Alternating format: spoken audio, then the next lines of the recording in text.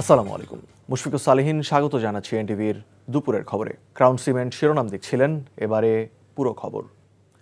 এই মুহূর্তে ঢাকার হযরত শাহজালাল আন্তর্জাতিক বিমানবন্দরে আছেন আমাদের স্পেশাল করেসপন্ডেন্ট তামজিদ সুমন। সরাসরি যাচ্ছি তার কাছে। তামজিদ, মধ্যপ্রাচ্যগামী বিভিন্ন রুটের সবশেষ কতটি ফ্লাইট বাতিল হয়েছে এবং এগুলোর রিশিডিউল কবে হতে পারে? এছাড়া আর কি তথ্য আছে আপনার কাছে?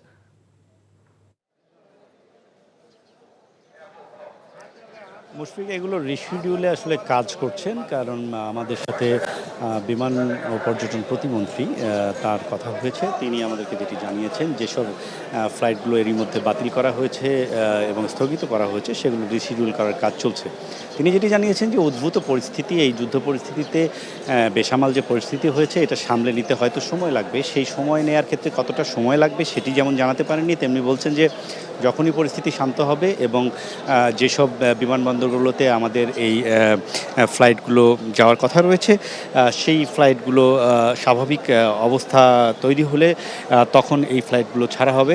আপাতত রিশিডিউলের কাজ চলছে এবং প্রতিমন্ত্রী যেটি জানিয়েছেন যে পরিস্থিতি স্বাভাবিক না হওয়া পর্যন্ত আসলে বলা যাচ্ছে না। একটি বিষয়ে আমরা প্রশ্ন করেছি যে আন্তর্জাতিক যে বিমানবন্দরগুলো রয়েছে মধ্যপ্রাচ্যের, সেগুলোতে আসলে তাদের যোগাযোগ রয়েছে কিনা। তারা বলছেন যে সার্বক্ষণিকই বাংলাদেশ সরকারের সাথে পররাষ্ট্র মন্ত্রণালয়ের মাধ্যমে বিমান মন্ত্রী খবর রাখছেন এবং তারা বলছেন প্রতিনিয়তই খবর রাখা হচ্ছে, যে কোনো সময়ে পরিস্থিতি স্বাভাবিক হলে এই ফ্লাইটগুলো চালু করা হবে। একটি জিনিস জানিয়ে রাখি, আপনি জানেন যে এই সময়ে ওমরা করতে যাচ্ছেন অসংখ্য মানুষ এবং তারা কিন্তু এসে বিপাকেই পড়ছেন, কারণ তাদের ফ্লাইট গতকালকে যেগুলো ছিল সেগুলো বেশ কিছু ফ্লাইট বাতিল হয়েছে। আজকে বেশ কিছু ফ্লাইট রয়েছে। কিছু ক্ষেত্রে এজেন্সিগুলো তাদেরকে বলছেন যে এখানে ফ্লাইট ছেড়ে যাবে, সেজন্য তারা এয়ারপোর্টে আসছেন, কিন্তু এয়ারপোর্টে কিন্তু এসে আমরা ভিন্ন চিত্র পাচ্ছি, কারণ আন্তর্জাতিক বিমানবন্দরগুলো জেদ্দা বলেন বা মদিনা বলেন সেই এয়ারপোর্টগুলোতে কিন্তু বিমান চলাচল করছে না।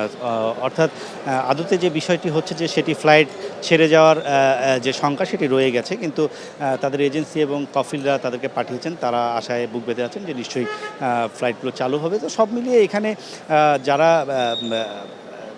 দু একদিন থেকে এসে রয়েছেন ফ্লাইটের জন্য, তাদের ব্যবস্থা করার চেষ্টা করছেন সরকার, তবে পর্যাপ্ত ব্যবস্থাপনা আমরা দেখতে পাইনি এবং এখানে কিন্তু মাইকেও সবসময় যে অ্যানাউন্স করা হবে সেই জিনিসগুলো আমরা দেখতে পাচ্ছি না। কিছুটা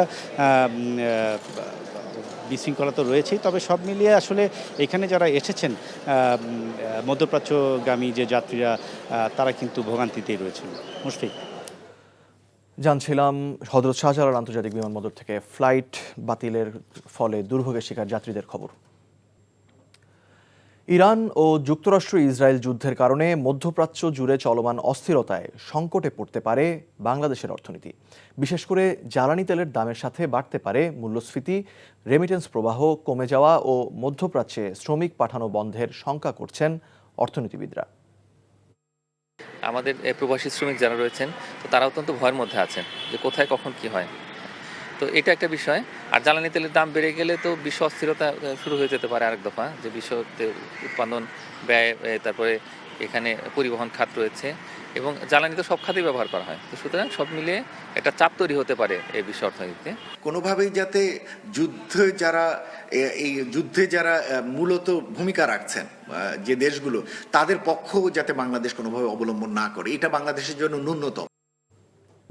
সমাজ কল্যাণমন্ত্রী অধ্যাপক ডাক্তার AJM জাহিদ হোসেন বলেছেন, দলমত দেখে নয়, ফ্যামিলি কার্ডের আওতায় আসবে প্রতিটি পরিবার, তবে আর্থিক সুবিধা পাবে কেবল দরিদ্র ও হতদরিদ্ররা। দুপুরে রাজধানীর করাইল বস্তিতে মাঠ পর্যায়ে প্রধানমন্ত্রী তারেক রহমানের নেতৃত্বে সরকারের অন্যতম প্রতিশ্রুতি ফ্যামিলি কার্ড কার্যক্রম পরিদর্শনের আগে একথা বলেন তিনি। মন্ত্রী বলেন, সারা দেশে প্রাথমিকভাবে বিভিন্ন জেলায় ফ্যামিলি কার্ডের কার্যক্রম শুরু হয়েছে।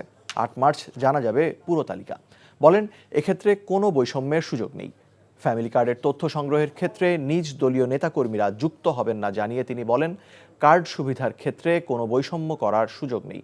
কেউ প্রতারণা করলে তাকে শাস্তির আওতায় আনারও হুঁশিয়ারি দেন তিনি।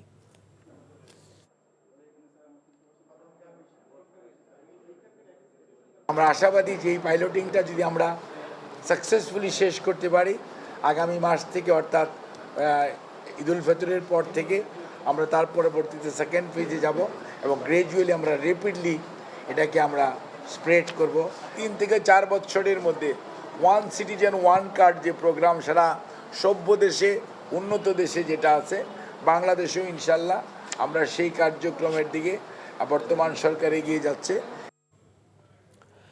আইনশৃঙ্খলা পরিস্থিতি পর্যালোচনা করে সেনা সদস্যদের ব্যারাকে ফিরে যাওয়ার সিদ্ধান্ত নেওয়া হবে বলে জানিয়েছেন স্বরাষ্ট্রমন্ত্রী সালাউদ্দিন আহমেদ।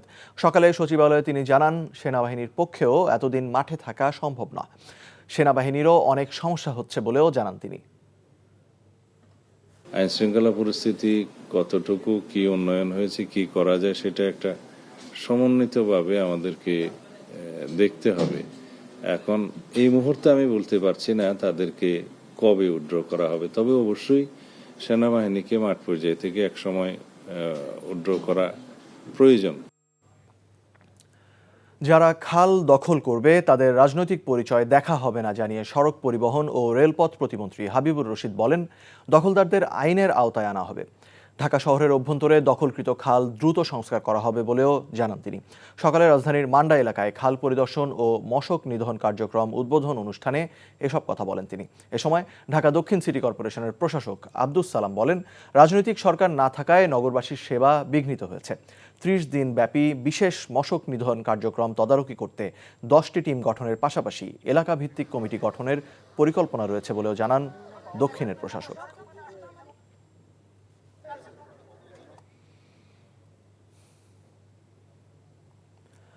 ইরানের যুদ্ধের কারণে যেসব যাত্রীরা মধ্যপ্রাচ্যে যেতে পারছে না তাদের ব্যাপারে সরকার ব্যবস্থা নেবে বলে জানিয়েছেন পররাষ্ট্র উপদেষ্টা হুমায়ুন কবির। সকালে গণমাধ্যমে তিনি একথা বলেন। আমাদের সিটিজেন্সদের ব্যাপারে বাংলাদেশি যারা আছে ওইসব জায়গায় এরাই আমাদের প্রায়োরিটি, এবং যারা স্ট্যান্ডার্ড আছে প্যাসেঞ্জাররা এদেরকে সহায়তা করা। উই আর কোঅর্ডিনেটিং ওয়েল, যাতে কোনো ডিস্ট্রেস আমাদের সিটিজেন্সদের হয় না। আপনার দেশের ভিতরে যারা স্ট্যান্ডার্ড আছেন অথবা যারা বিদেশে কোনোভাবে কোনো দুশ্চিন্তায় আছেন এই মধ্যপ্রাচ্যের এই কারেন্ট সিচুয়েশনে, এই সংকটে আমরা আগেও দেখছি যে বিভিন্ন সময় কিছু এনার্জি রিলেটেড একটু ফ্লাকচুয়েশন হইতে পারে, বাট আমাদের মোটামুটি প্রস্তুতি ভালো। ঢাকার মতিঝিলে হত্যাকাণ্ডের শিকার যুবকের খণ্ডিত দেহ উদ্ধারে সাভারের তুরাগ নদে তল্লাশি চালাচ্ছে ফায়ার সার্ভিসের ডুবুরি দল। সিদ্দিকবাজার ফায়ার স্টেশনের ডুবুরি দলের ইনচার্জ মোহাম্মদ আব্দুল খায়ের জানান, সকালে আমিনবাজার সালেপুর ব্রিজের নিচে 4 সদস্যের ডুবুরি দল উদ্ধার অভিযান শুরু করে। শুরুতেই দেহের নিচের খণ্ডিত অংশ উদ্ধার করে ডুবুরিরা। এর আগে মতিঝিলের কবি জসিমউদ্দিন রোডের একটি ফ্ল্যাটে খুন হয় মোহাম্মদ ওবায়দুল্লাহ নামে এক যুবক। এখন পর্যন্ত বিভিন্ন স্থান থেকে খুন হওয়া ব্যক্তির বেশ কয়েকটি খণ্ডিত দেহ উদ্ধার করা হয়েছে। সকালে দাম বাড়ানোর পর রাতেও আরেক দফা স্বর্ণের দাম বাড়ানোর ঘোষণা দিয়েছে বাংলাদেশ জুয়েলার্স সমিতি। নতুন ঘোষণায় প্রতি ভরিতে সর্বোচ্চ ৩,২৬৬ টাকা পর্যন্ত বাড়ানো হয়েছে। 22 ক্যারেট স্বর্ণের দাম ভরি প্রতি 2,68,000 টাকা ছাড়িয়েছে। শনিবার রাতে এক বিজ্ঞপ্তিতে দাম বাড়ানোর বিষয়টি জানায় বাজুস। আন্তর্জাতিক বাজারে তেজাবি স্বর্ণের দাম বেড়ে যাওয়ায় স্থানীয় বাজারেও সমন্বয় করা হয়েছে বলে বিজ্ঞপ্তিতে জানানো হয়। বাজুসের তথ্য মতে স্বর্ণের নতুন দর আজ থেকে কার্যকর হবে। নতুন দর অনুযায়ী 22 ক্যারেটের প্রতি ভরি স্বর্ণ বিক্রি হবে 2,68,680 টাকায়, আর 21 ক্যারেট 2,56,433 টাকা, 18 ক্যারেট 2,19,808 টাকা এবং সনাতন পদ্ধতির স্বর্ণ প্রতি ভরি 1,79,859 টাকায় বিক্রি হবে। স্বর্ণের পাশাপাশি রূপার দামও বাড়ানো হয়েছে। SOS চিলড্রেন্স ভিলেজেস বাংলাদেশ তাদের ঢাকা ভিলেজে শেয়ার টু কেয়ার ইফতার আয়োজন করেছে। এতে বিভিন্ন দাতা সংস্থা, কর্পোরেট অংশীদার ও শুভানুধ্যায়ীরা ভিলেজের শিশুদের সাথে ইফতার করেন। এই আয়োজনের লক্ষ্য ছিল আমন্ত্রিত অতিথিদের শিশুদের সঙ্গে সরাসরি সংযুক্ত করা এবং তাদের সহায়তায় শিশুদের জীবনে আসা ইতিবাচক পরিবর্তন তুলে ধরা।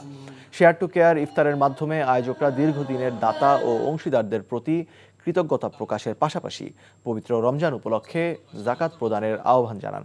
SOS চিলড্রেন্স ভিলেজেস বাংলাদেশের national director doctor Mohammad Enamul Haque বলেন, শেয়ার টু কেয়ারের মাধ্যমে দাতা ও অংশীদারদের অব্যাহত সহযোগিতা অভিভাবকহীন প্রতিটি শিশুর জন্য নিরাপদ ও স্থিতিশীল পারিবারিক পরিবেশ নিশ্চিত করতে সহায়তা করছে। এই ছিল দুপুরের খবরে।